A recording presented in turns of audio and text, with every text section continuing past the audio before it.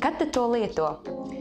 Klīniski ražotāja noteiktais reglaments paredz botulīna toksīna injekcijas estētiskos nolūkos pielietot augšējās daļas korekcijai. Pieres, horizontālo grumbu, vertikālās starp uzacu zonas, jeb tā saucamās dusmu rievas koriģēšanai, kā arī acu zonu grumbiņu, jeb tā saucamo vārnu kājiņu koriģēšanai.